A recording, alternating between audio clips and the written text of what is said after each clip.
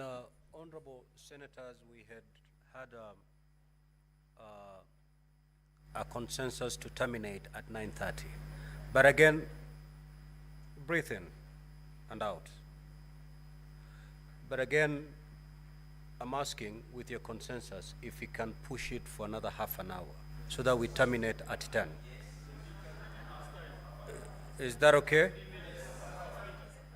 You know, Honorable Senators, we have to vote for 11 counts individually. So we will do an extra half an hour, then we terminate. The Honorable Kina, Senator.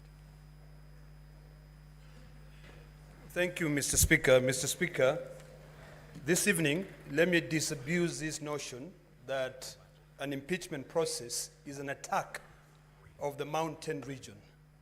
Mr. Speaker, an impeachment process is a vital process of holding public officers, state officers, accountable. Mr. Speaker, I've heard on various occasions from my colleagues, those who oppose this motion, that we are targeting the mountain. I beg to differ, and I do so with the following findings. There is a lot of movement in the chamber, Mr. Speaker. Honorable Senators, and Senator Kina's. Let's take our seat, please. And let us hear the Honorable Senator in silence. Thank you, Mr. Speaker. Let me begin again by saying I want to disabuse this notion that an impeachment process is an attack of a region. It is not. It is a constitutional process that this House has been given the task to be able to hold public officers accountable. Today, we are discussing the impeachment of a deputy president. Tomorrow, we might be discussing the impeachment of a president. We have constantly debated impeachment of governors here. I've never had, at one given time, when people come up and say we are targeting a particular community. We are not, Mr. Speaker. Mr. Speaker, we have been entertained this afternoon or the last 2 days with the defense alleging that the shareholding utterances made by the deputy president is that he was referring to the shareholding of a coalition agreement.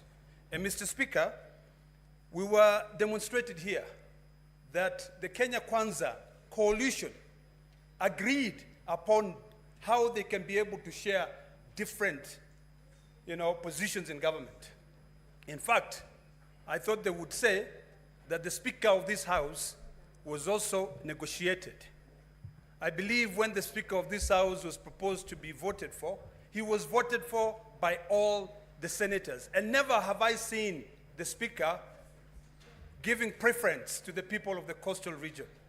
So, Mr. Speaker, I find I'm not convinced by the defense that the shareholding being uttered by the Deputy President is based on a coalition agreement. Mr. Speaker, the defense attempted to respond to the allegation on ground 8, whereby they say that the utterances of the Deputy Speaker violate Section 132 of the Penal Code. It is important for us to know what Section 132 of the Penal Code says. It actually makes it illegal to utter, print, or publish words or acts that brings into contempt the lawful authority of a public officer. The decision made by Justice Esther Maina in her capacity as a judge of the High Court is protected by the position that she holds. So it is a bit nonsensical for the Deputy President to go out in public, instead of following the due process of the law, to be able to go out and appeal the decision of that judge. Until today, Mr. Speaker, the coercion which was used to be able to return the 200 million shillings back to the Deputy President, that money must go back to the public. Mr. Speaker, the Deputy President has got a forum. Article 240 of the Constitution puts him as one of the key members in the National Security Council. He has got a forum to be able to go out there and express his dissatisfaction with the NIS.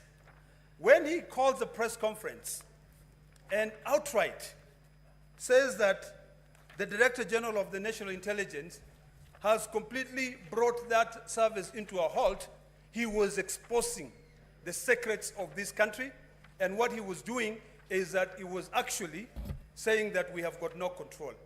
Mr. Speaker, if for anything, today I'll cast my vote based on various issues. One, on shareholding. Two, on the violation of Section 132 of the Penal Code. Three, on the issues of coercion. I listened to the gentleman from Kempsett this afternoon when he said that he had to sit for hours at ESCC to be able to come out with one billboard. One. He was called on the 11th. When the defense were trying to justify that, instead of actually reading the recommendation made by the Senate, they were going through the submissions of one of the witnesses who appeared before my Committee of Health. So, Mr. Speaker, I'm convinced.